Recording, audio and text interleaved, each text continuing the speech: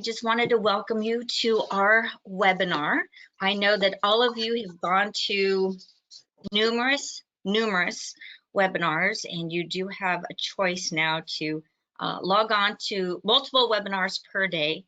The reason why I asked our guest here today to be part of our webinar series is because they are in the trenches.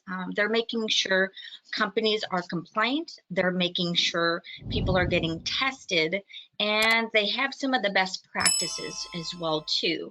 So I wanted to invite partners that can literally give you real-time data information to help all of you. You've already returned people back to work. They're already getting sick, and what do we do?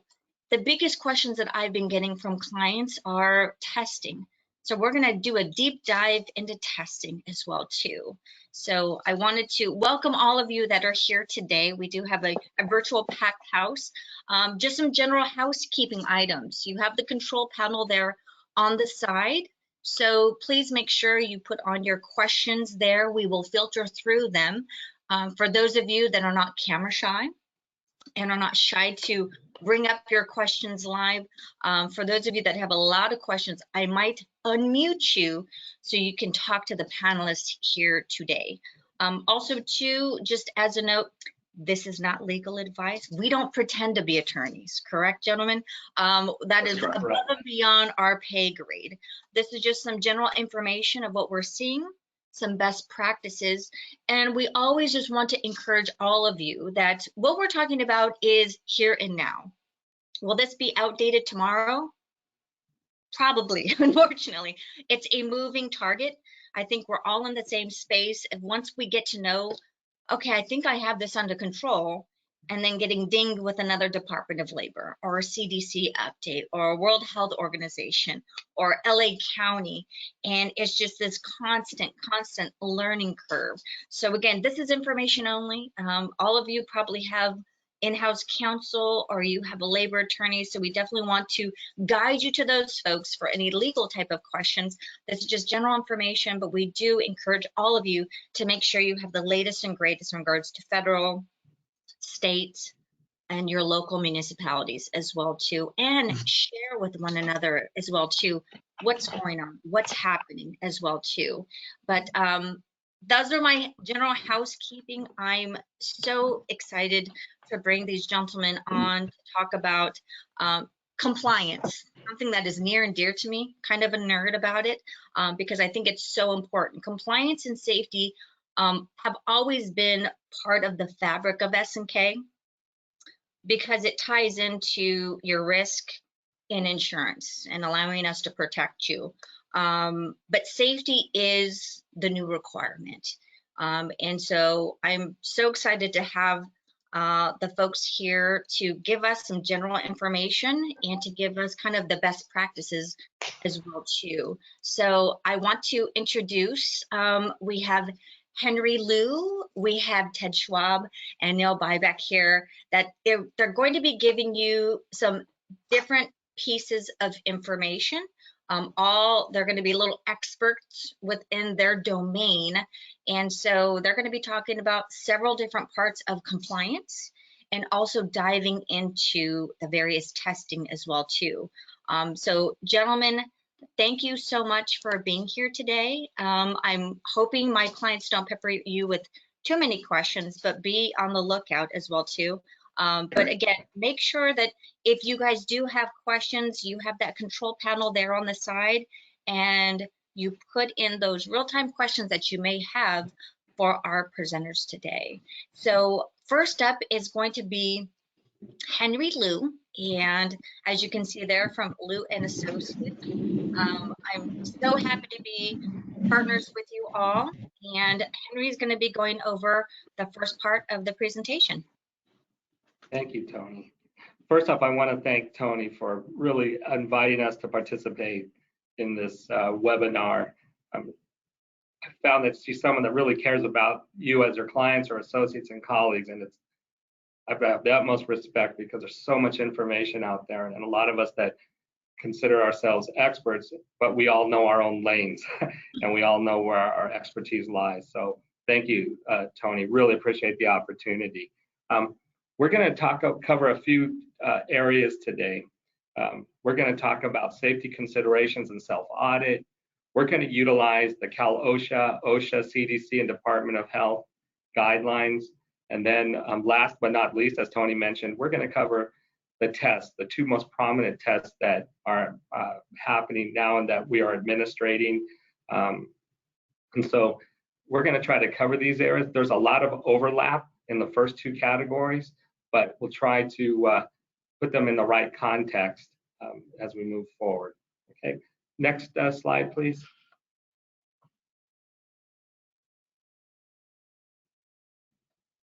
Okay, as we look at the guidelines that are presented to us, I really look at it in two ways. What is ideal and what is realistic?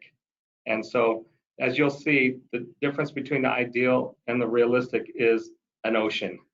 And so it's based on feasibility and the ability to really apply some of these guidelines. But I want to share with you one, if you can go to the next slide, please. Thank you. There's two areas that are ideal. I know all of you are, today is opening day, I think, or this week of baseball.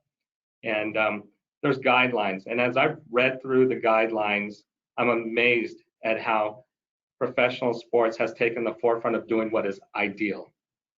And so today, what I'd like to share with you is I've kind of synthesized the 113-page criteria that the NBA is using, but I find it very interesting. I'll kind of share with you, and then what we can take from this. So first off, what the NBA has done is they've invested $150 million in creating what they call the bubble in Orlando, Florida. We call it Disney World, but they call it the bubble. And in doing so, they've taken the guidelines that are provided that we've mentioned, and they've kind of created them to fit their needs by still utilizing the guidelines. And I think they're really interesting. What they've done is they've created 6 phases. Week 1, the phase that they've utilized is really returning players back to their home market. And the team facilities may be open for voluntary workouts, but there are no group activities. So what they've done is brought them back to work, but said you can't commingle with your colleagues. You have to work on your own. Phase 2 is similar to phase 1. Phase 3, which is week 3, July workouts for players now will be mandatory, and there's no group or team activities allowed. Players and staff are expected to continue quarantining rules, and regular COVID-19 testing will continue. Phase 4, and I'm kind of shortening these from the 113 pages.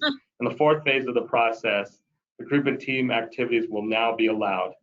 As with the pre-Orlando guidelines, players and staff will continue to be regularly tested for COVID-19. Phase 5, along with continuing practices and group workouts, teams will begin playing scrimmages against opposing teams, and each team will play 3 scrimmages during the portion of the plan. And as always, everyone will be subject to regular COVID testing. Wow. Phase 6, regular season games will begin on July 30th, and all rules from phase 5 will remain in place. In addition, any player that chooses to leave the campus at any point will be required to go through an additional testing and quarantine period. This is where it starts to get really interesting. Now, when the testing is implemented, as expected, the league is implementing stringent testing rules. Beginning with phase 2, which starts on June 23rd, players and staff will undergo regular COVID-19 testing. To start, that will include a PCR test, that's the nose swab test that Neal will go into more detail, a typical throat or nasal swab, along with the antibody test. All subsequent testing will be PCR tests unless otherwise necessitated. What's been publicly presented is that they're going to be testing every day. Wow. And they're going to minimize any gaps in between the test to secure baselines on a daily basis. During the pre-Orlando phases, household members living with players will also be tested upon arrival in Orlando, and players and staff will need to self-isolate in the rooms until they return 2 negative tests within 24 hours. Everyone staying on campus in Orlando, including league staff and broadcast and game day operations staff, media, etc., will stay on campus and will not undergo any testing. On-court safety measures. Simple, disinfecting the basketballs. They'll practice good hygiene. That means you can't lick your fingers anymore, which changes the game of basketball.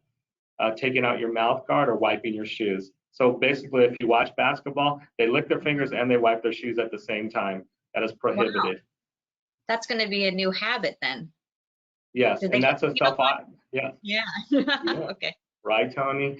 This is a guideline, and I watch a lot of basketball, and they do everything that they shouldn't do. But what I'm trying to demonstrate is really how they've taken the guidelines and they've molded it towards their industry and what they have to do. They don't have to wear masks, but players don't have to wear masks, but coaches have an option, and everybody else has to wear a mask. Here's where it gets really interesting. High-grade, high-tech gadgets.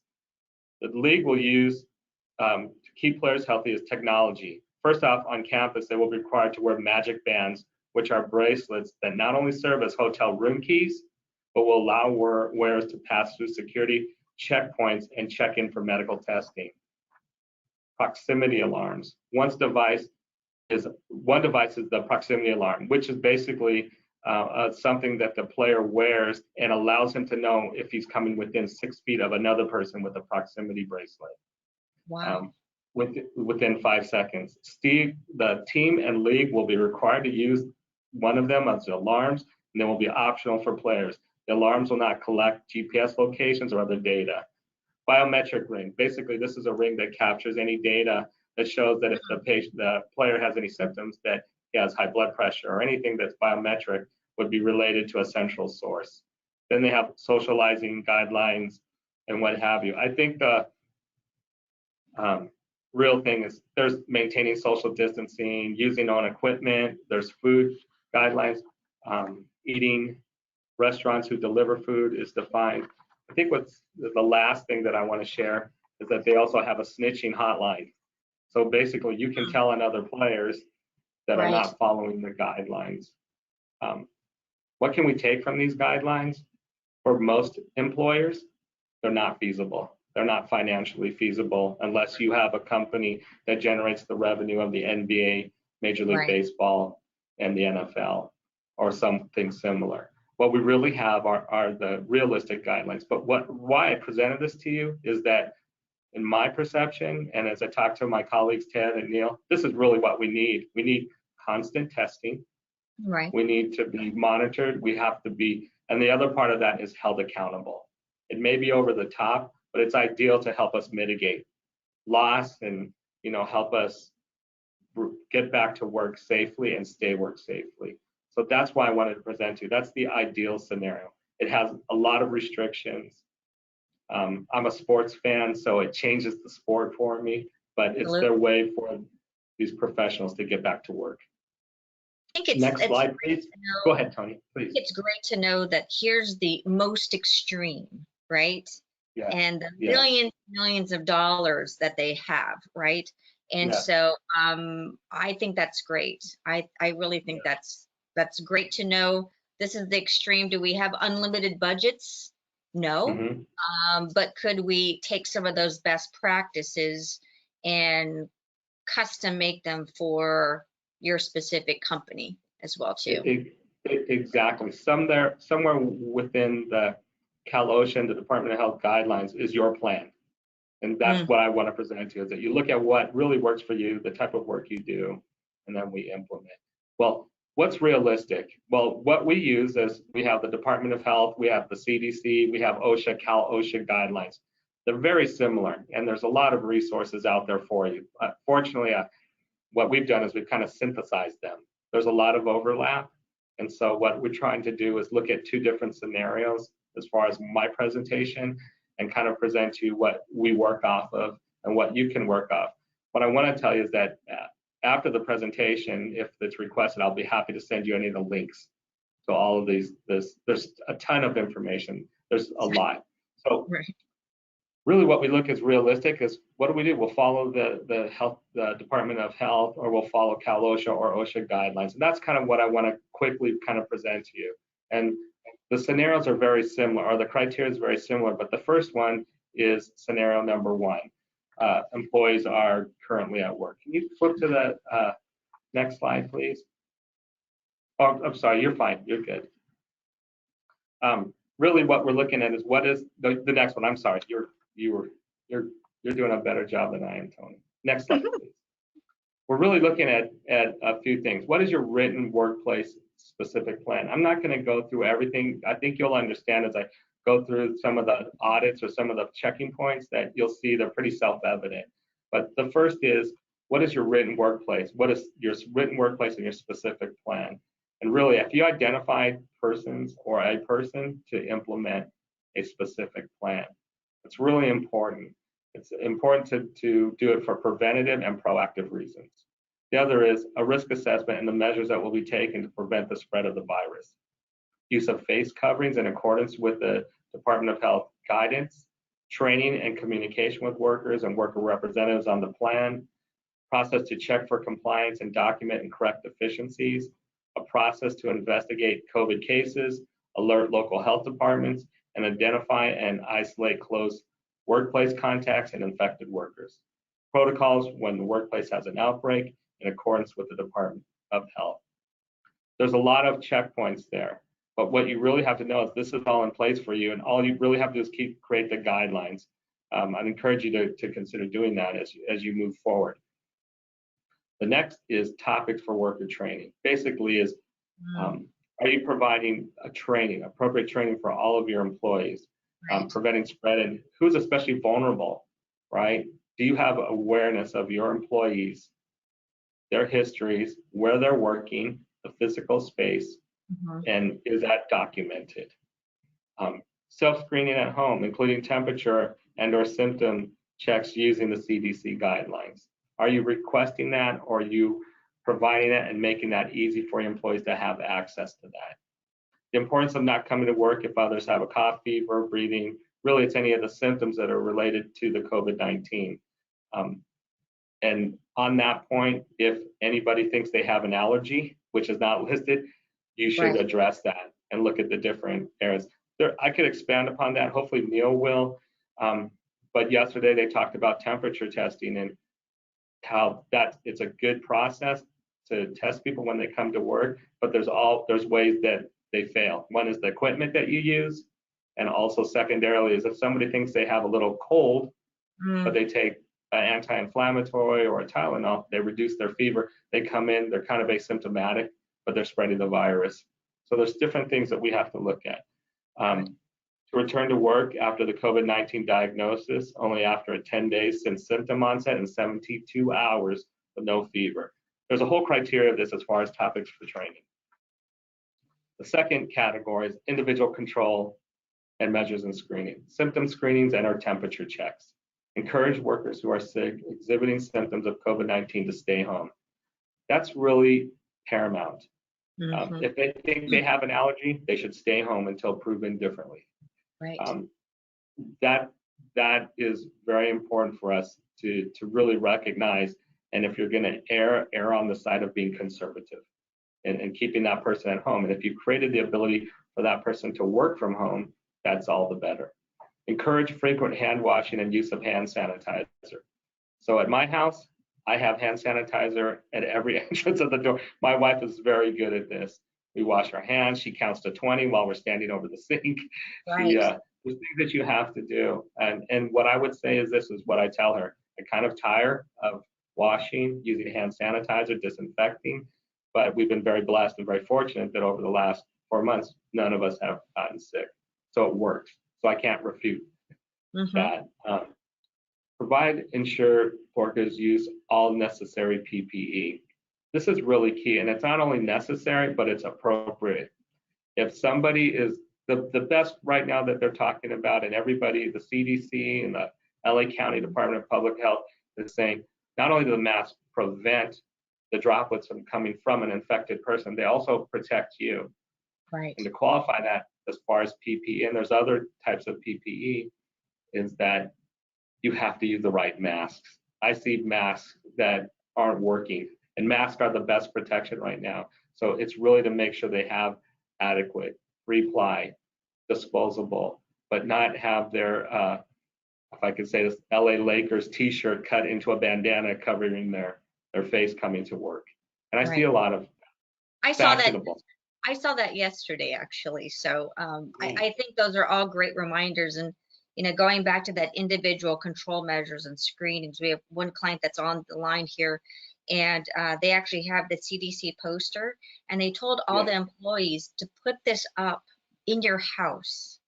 And they also reminded them, hey, don't worry about it. We have this emergency sick. So if you do have symptoms, as collectively trying to keep us all healthy and safe, if you have these, look at that list before you even get in your car to come to work, right? Because what we hate to do is take your temperature and you have to leave, right? So help us help you, help us control this for your coworkers, for the health of the company. But it is a nice kind of reminder as a checklist. And I do have a couple of clients that are on here as well too. They actually gave their employees a quiz and said, what are the symptoms? They had about 20% of people that actually got it right. So we may think we know, but we may not know it off the top of our head.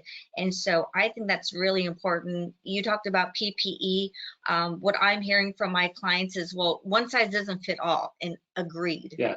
This is itchy. I'm getting fogginess. You know, I have asthma. I have these different things. And so what I'm seeing is people having 3 different types that all meet criteria. So that way, if there is any pushback, they can say, well, I have this, and this as an option, but you have to wear one of them as well too. Yeah, absolutely. That's really important, right? And it really, as far as the mask, because of the importance of it, is finding a mask that fits you. I've bought every mask that I can imagine. I've been given masks by my healthcare clients. I can't use the N95s. I can't breathe and talk at the same time. My face is shaped differently, but find one that's appropriate. Provide disposable gloves, and that really just goes with PPE. And that's really if your work environment really entails that being a benefit, having work gloves. Post signage, as Tony said, not only at home, my wife posts on the door, take your shoes off. Then we sanitize the shoes outside when we're in public spaces, but post signage. Cleaning and disinfecting protocols, I'm gonna just kind of skip through most of it, but it's really looking at high traffic areas and places where people touch. And that goes at the coffee room. In my office space here, we look at the coffee room. It's very sanitary now, separated. So we're not standing in line to get coffee. There's just things that you need to do. It's all common sense, but having the appropriate, they talk about making sure that you have hand sanitizer, not the ones that are more fragrant, but at least 60% alcohol based is what they look at.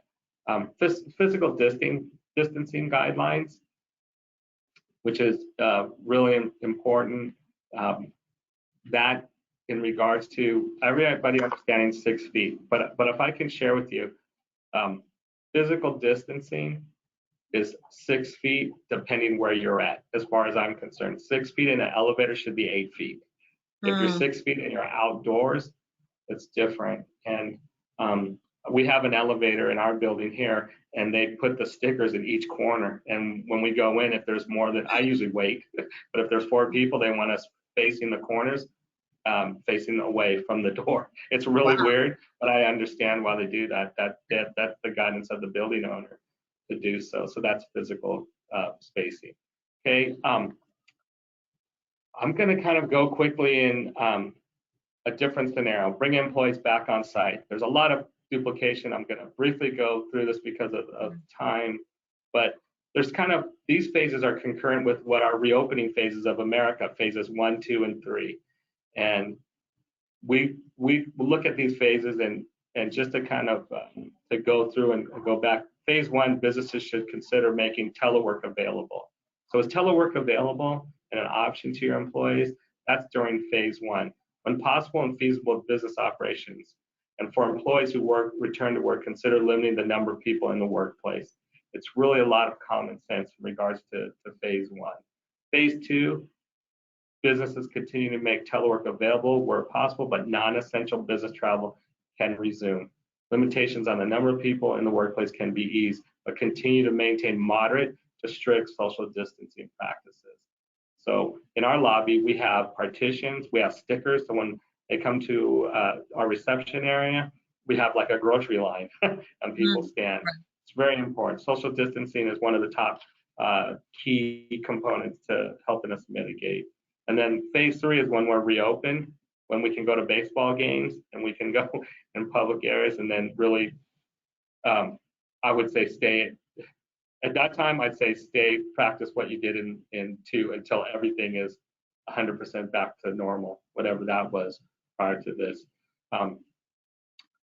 Few things, and regarding to the guiding principles that are provided by OSHA, it's really hazard assessment, including practices to determine when, where, and how, and to what sources of SARS or the COVID workers are likely to be exposed in their course of their job duties.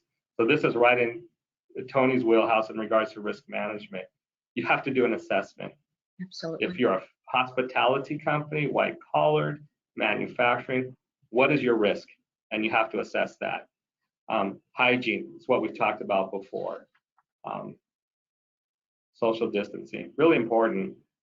Whoever created the word social distancing, I have to say that there's going to be t-shirts out after this is done, but it's really making sure there's space. I can tell you I've walked into hospitals where they're supposed to have the seats, the chairs separated, and all somebody did in the morning was push them. Some were 3 feet, some were 6 feet, some were 10 feet, some were 2 feet. You really have, 6 feet is the minimum. That should really be the guideline. It's minimum as far as distancing. Identification and isolation of sick employees. So you bring employees back to work, you still have to identify that, and you have to have a protocol in place. Ted's going to touch more on this, return to work after illness to exposure. So when somebody's been sick, when they come back to work, how do you deal with that? Controls, including engineering and administrative controls, safe work practices, personal protective equipment selected as a result of the employer's hazard assessment. That goes back to point 1. I'm at risk. What do I have to do to control that, to mitigate, to lessen the risk within my workplace? And then we taught, this is kind of over and over again, but workplace flexibilities. Can we flex work? Can we have people work from home some of the time? Can we change shifts? Can we have people that are essential in only? That's really a choice that you have to make or your clients have to make. And then 2 last points, training. What kind of training are you willing to put your employees through? It doesn't have to be extensive, but it has to be concise. The rules and the regulations, if you take the time to read through all of them, they're very concise. And you can have creative, you can take them and like the NBA, make them work to your best ability, but what is your flexibility within your workplace? The last, what I think is really important and that I think is a concern is anti-retaliation. This is part of the OSHA guidelines to have policies and procedures of that you won't retaliate, and you retaliate as far as an employee. You ensure workers understand their rights to a safe and healthful work environment. I can tell you friends of mine and people that have worked in health systems throughout, I'm just saying this in general, are concerned that they're not working in safe environments and don't want to say anything because they're concerned about retaliation. These are things that are addressed in the OSHA guidelines. So they want to make sure that the employer lets the employee know that they have rights to do so. They ensure workers understand the right to raise workplace safety and health concerns and seek an OSHA inspection under the Occupational Safety and Health Act. I think I've covered all the criteria, and I do want to tell you, I know that a lot of it crossed over, and there's so much more that we could share or I could share in regards to these topics. But the one thing I want to reiterate, and the reason I shared the NBA is that not one size does not fit all. I work with smaller employers, and I work with employers that have 15,000 employees. And really, one size doesn't fit all. After 29 years of corporate wellness, I never thought I'd have to advise clients on these topics, which is just new for everybody. So don't be frustrated if some of this is redundant. We have to find out what works for you. You have to find out what works for you or your clients and customize it. But know that there's a few guidelines.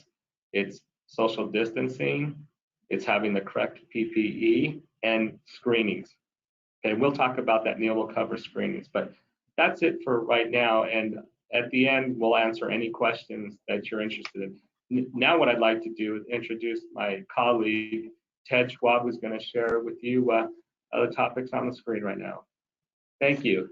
You know what, Henry and Tony, because we're at the bottom of the hour, Henry and I, a lot of our presentations overlap, but I do want to make sure that we get the discussion about testing in here, and Neal's the expert on that. Okay. So Tony, what I'm going to ask if we can jump ahead to Neal, and then with time left, we'll come back to me, because I do want to make sure we have time for questions, and Neal's is so important. Absolutely. Neal, is that okay with you? I'm fine with it, and I don't expect it to take that much time. I just want to make sure everybody understands it. That's really important. All right, then Neal, and then so we'll just play a little bit of pickup basketball here, and when you're done, I'll come back in. Sounds good. Sounds good. Thanks, Ted. Thanks, Ted. Hello, everyone. I wanted to help you all understand some, or at least provide more information about testing. It's currently very confusing, and the guidelines are not that strict. So we really like to evaluate each situation to determine which testing is better. But I think that after this presentation, you'll have a better understanding of what these tests do. So let's move to the next slide, if we can, and go into really what are the tests and what are the differences between the tests. So I'll start with antibody tests. It's also known as serological tests. And I think all of you have probably seen tests or heard about tests that take only a few minutes to get results. Correct.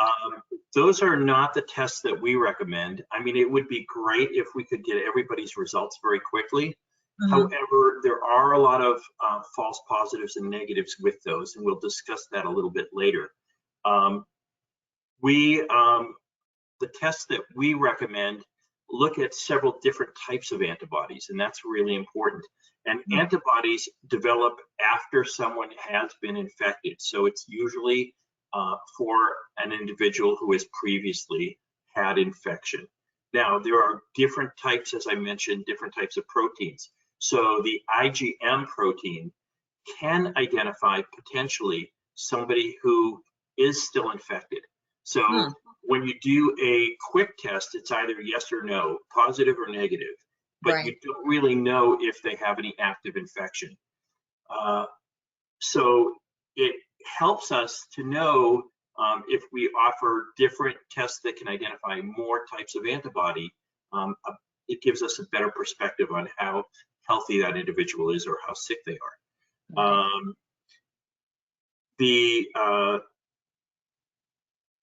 The other test, also known as PCR or virological testing, looks at active virus. So it's looking at the genetic material, it's looking at the RNA. And so individuals who have active infection will show positive in 90-some% of the cases. Again, it depends on the type of test we use. I'll go into how those tests are administered a little bit later, but I want to clearly let everyone know that the PCR testing is typically what we do for employers when they have employees on site or when they're looking to open up, because we want to identify if those individuals are currently infected. Now, if you have an employee that says, I'm sick, they should not be coming to work, period. And if you are testing them to see if they should come back to work and they show some disease process, they should not come in for testing. They should test elsewhere. We don't want to bring an infected individual in to the workplace, even if they're masked and they're social distancing. We don't want them in the workplace. Risk goes up substantially for cross-infection.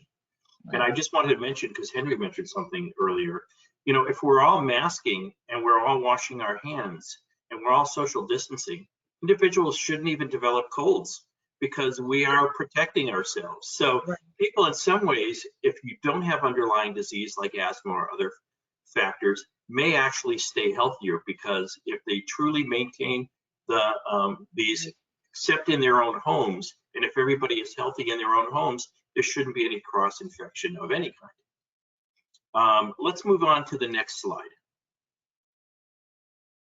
So a lot of people want to know which is the better test. And again, we mentioned that for serology tests, it's for individuals who feel they've had or been infected before. And so at an employer site, when we're first testing, we may offer both PCR and antibody testing. And just like the NBA, they may be getting both testing initially. Now, if they are negative for PCR, so they're not showing active virus, and they are positive for previous antibodies, they may not need to be retested. Okay. The problem exists, we don't know, when I say we, the CDC, everyone in the science community, we don't know how long the antibodies last. So is it possible for somebody who shows a positive antibody test, they show the IgG protein, which means they've had previous infection, but they don't show the IgM, so they don't have current infection. Are they immune from getting this disease again? And that's something we don't know. So we may want to retest them periodically. All right. But for most individuals that are, as an example, we have a client that we are testing every week. Right. And they have about 2/3 of their employees in-house and 1/3 working at home. So they bring those employees in 1 day a week. It's an opportunity for them to have some meetings as well and have everybody on the same page, but at the same time, social distancing, masking, they choose to wear gloves, they sanitize their entire facility on a regular basis. So that's really important. But when it comes back to testing, typically we will do the PCR test. And the PCR test will let us know when there's active virus. Now here's another caveat, because there are potential cracks in the system. Right. If someone is negative, but they've been exposed, they may be developing the disease process. They won't test positive for antibody because they haven't had time to develop it, but they may not test positive for the nasal swab either, or the PCR test, because they don't have enough genetic material to come out positive. So that when we retest, by then they should have, of course, if they develop symptoms, they have to go home. But we do retest to make sure that they are not now positive where they were negative before. Now we have another client. It's a major band, musical band that everybody knows about. They are on tour, so they need to be tested every other day because there's so much exposure for them. So we try and we'll discuss how quickly we get results in this presentation, but for individuals that need results immediately, there are special labs that can help us with that as well. All right, so let's move on to the next slide, because I think I'll make it as easy as possible. So when we talk about how the tests are administered, the antibody test, as I mentioned, there are tests that use a finger stick, or they may use a finger stick and pipette out a certain amount of blood. Those tests are limited. However, there is a place for them, and but there are more false findings with those tests. The test we use uses a full blood draw.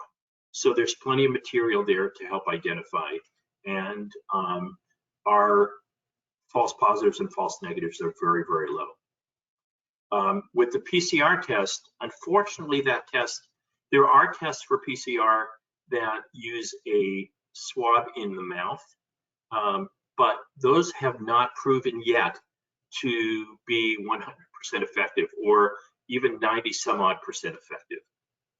We still use the conventional nasal swab. Now, not to scare anyone, however, this nasal swab, I've seen it done by our hospitals where they help educate the individuals so that they do it themselves. However, I have found that people get squeamish, and to do the test effectively, they are just unable to do that, but the individual who's testing may not know that. So we have a clinical individual that comes out to the employer and provides the test, and it is a nasal swab that goes into the nasal cavity beyond the nose. Yeah. It's twisted for about 15 seconds, twirled, then brought out, and then it goes into the other one. And actually, it's not terrible, but eyes always water, so I always advise people grab a tissue before we start. Right. And we accept any swearing or anything that somebody might have during the test. It's understandable, but for the most part, it's not really that bad, and it's only about 30 seconds of testing. So those are really the differences between the tests. Let's go on to the next slide. So we mentioned false positives and false negatives, and what are they? So we all know that a false positive would help identify if somebody, certainly was positive for the disease, but in fact, they did not have the disease process. However, false positives are a very small percentage of what we find. But if somebody tests positive, regardless of whether it's false or not, until they are retested, they have to be treated as if they're infected, and they have to self-isolate. For false negatives, there's always that possibility. With the PCR testing, not as much, because if we administer the test, we're getting enough RNA, which is the material, the genetic material we're looking at, to help to ensure that the test is more accurate. And PCR stands for, it's polymerase chain reaction. And what it is they change the temperatures of the samples and actually enhance the genetic material so that they are able to identify positives more accurately. Got it. All right, I think is there another slide, or is that it for me? Laboratory test turnaround. So that's very important for a lot of people. I mean, it would be great if when we do it through our hospitals, those are drive-throughs, we're getting 2-hour results. But that's not really practical at the workplace, because we have to take those samples and submit it to the lab. So it's not till the next day that the lab looks at it. So in ideal situation, 24 to 48 hours. However, it has been taking longer, and it's because there's such a strain on the system that it can take for us 3 to 5 days. And usually it's 3 days, but if it's over the weekend, then it could take 5 days. But if we're testing on a weekly basis, we want to at least know 1 or 2 days before retesting if that individual is negative or positive. So that's very important. So unfortunately, I think that things will get better as testing catches up and as the laboratories catch up as well. There are some very, very large laboratories that are just totally overwhelmed. So, but with the PCR testing, not every laboratory can offer results for that, can process those. So that's another consideration as well. So I hope I've answered many of your questions. However, I'm available after the presentation as well to help answer questions. So if you do make notes here, this is the time to let Tony know if you do have any. So thank you again for your time. Hopefully you have a better understanding. Thank you, Neal.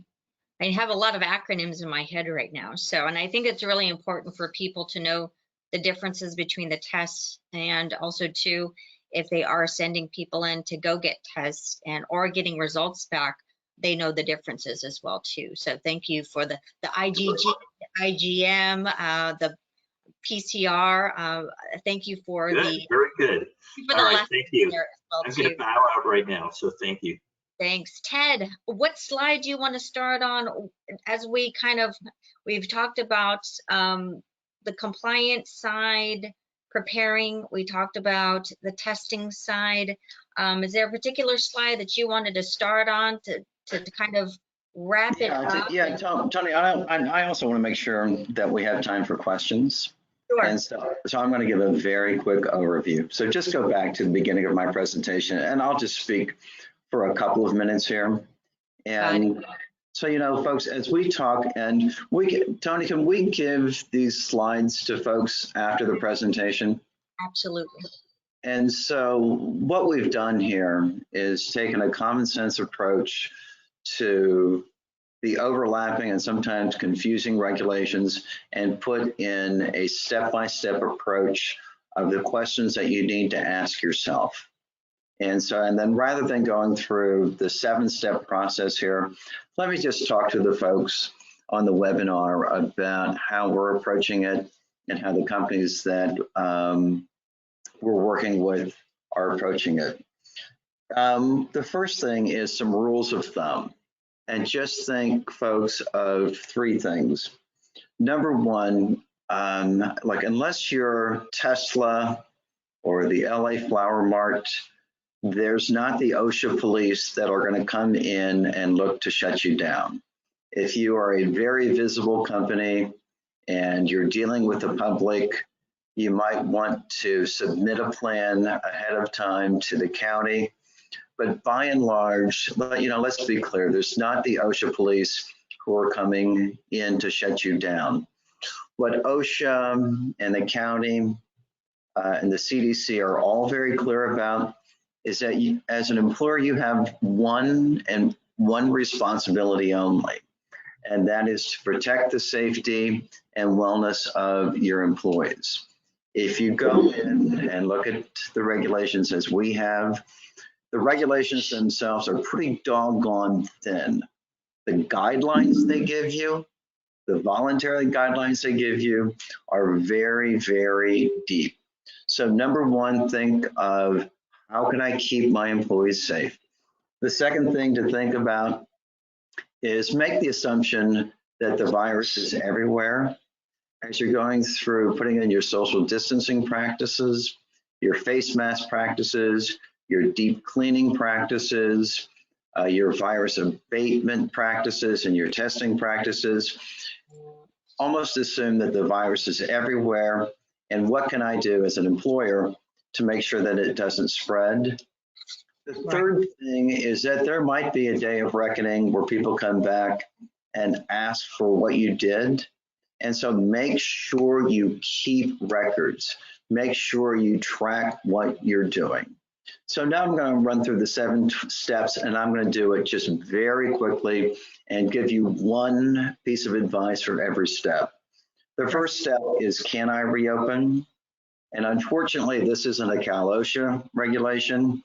This isn't a CDC regulation. This is the county. And if you look at LA County, it's really clear what can be open and what cannot be open. If you would go to step 2, the second thing is to check your industry. There are 33 different industry categories. They're very clear on the OSHA website. The question we get all the time is, well, what if I look like a number of different things? So for example, you're a large construction company.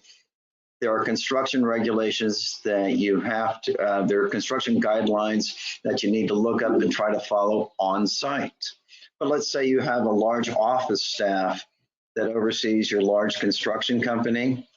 You have to go into that part of your business and look at it as if you're an office building and follow those guidelines. And let's just make it more complicated and say you have a child care facility on site. Now you have another set of guidelines. So the general rule is, what am I doing? What business am I in at that specific geographic location? And then go to those guidelines. Let's go to step 3. And this is probably the most important, is 1, have a doggone written plan in place. If you are ever required to answer to OSHA, they want to know that 1, you have a written plan, 2, that written plan has to be available to your employees, and 3, if you're customer facing, it has to be available to those customers. The second thing about step 3 that I like to think about is you need 1 person in charge. You might have many people applying the plan, but 1 person has to be the fulcrum or the focus that manages your written plan. Let's go to step 4. You know, people always ask me, what's the most important interface with employees? It is train, train, train. Communicate, communicate, communicate. That's part of your written plan. That's part of your policies and procedures. And as you read this after the fact, you can go through the different things to train about. But again, it goes back to those rules of the thumb. How do I keep people safe? I'm assuming the virus is everywhere. Let's go to step 5. Step 5 is, what controls have I put in place? So for example, as Henry was talking about, do I have masks for everybody? Do I have hand sanitation for everybody? At the onset of an outbreak, do I have a deep cleaning practice in place? Do I have a virus abatement plan in place? Am I tracking people daily with those attestations? Let's go to step 5. I'm sorry, step 6. The cleaning and hygiene policy couldn't be any more important, folks. And there are 2 things to think of in these many steps. 1, what have I done up front? And what do I do at onset? How do I go deep cleaning when there's an onset? What am I doing to prevent? Let's go to step 7. And this is about the social distancing that we've all heard about. How do I limit the number of people in my facilities? When I can't, what have I done with the barriers in place? You know, the ubiquitous plexiglass that we all see. And how am I putting the barriers? And how am I posting reminders to folks that to social distance? Sort of in closing, before we go to questions, let me go back to my opening remarks and say, you know, I guess my first piece of advice is take a deep breath. You'd be bombarded with questionnaires from different consulting firms. I'm sure law firms have reached out with policies and procedures. Take a deep breath. The folks that we're talking to out there in the field, and this is dozens and dozens of companies, there isn't somebody out there looking to turn you in. There aren't the OSHA police. People understand that these guidelines are evolving over time. And the general rule is folks are looking, or OSHA's looking to people who are making their best effort. Are you tracking? Are you keeping track? Is there somebody in charge? Do you have a plan in place? And are you keeping people safe? So Tony, with that, I'm going to turn it back over to you to see if there are questions for Henry, Neal, or myself. Fantastic. So we do have one. Miss Kim. We love Miss Kim. Kim asked a question, says, can you talk about, and you may have already talked about this, can you talk about the protocols for bringing someone who tests positive back to the workplace? Ted, can you address that? Absolutely. So the first thing is you've identified them and you've isolated them. So if they've reported at work, obviously you've got to isolate them. You have to advise them of the CDC guidelines. And then it's a little bit unclear, but it's either 10 days or 14 days. So I would use the 14-day CDC rule from when somebody reported to when they can return to work. As they come back to work, there's the testing and there's the attestations. Every day during their 14-day quarantine, you want them to attest to, do they have a temperature? Have they been around other people that they may have spread it to? And do they have any of the symptoms? And then when you bring them back to work, you make sure that they are symptom-free, that they've had a test. And Neal, do you want to talk about when you bring them back for the testing real quick? So for an individual that has been identified as having had the disease, when they come back to work, they should probably have both tests done. The antibody to identify if they actively have antibodies, And again, the PCR to make sure that they are not currently active. Now, if they are negative for PCR, they don't need to be retested again because they are not showing signs of current disease, both via DNA or RNA or symptoms. And if they show antibodies and they're not IgM antibodies that are currently active, they should be okay. And again, policies are changing on that. So employers may want to retest occasionally for those individuals because we don't know how long those antibodies hold. But for the most part, I would say they're good to go. Fantastic. Thank you, guys. We have another question, and I probably want to chime in on this one. Addressing people's fears too. So I know that all of you that are on the line here, if you're in the position of HR, this is all within your domain, making sure people feel safe and taking in those inquiries. What I've seen is that communication is key right now. And being consistent, showing people you have a plan, documenting that plan, having enough posters, making sure your leaders, your managers, and supervisors, I tend to see that tends to be the biggest challenge is really having them look at these new habits and enforcing them as well. I've actually seen a lot of my clients as well put together almost a communication piece and a video and saying, here are all the things we're putting in place, basically taking your plan and making it real and showing people what you're doing. And also too, it's, I think a training document to say, here's how we have it set up. And here is the new normal in regards to the cleaning procedures, right, Ted? And then right. weekly cleaning procedures. And here are the third parties that we're using. I think the more we can educate, the more we can have communication signs, also to giving back and saying, hey, I know mental health is critical right now as well too, and giving them those little pieces of education as well.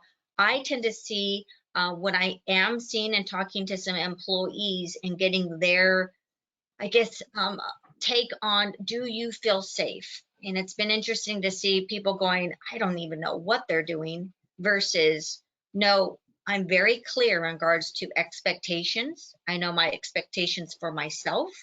I've been just trained the other day. I know what the next training session will be next week. And here's the 3 other trainings that we just did last week.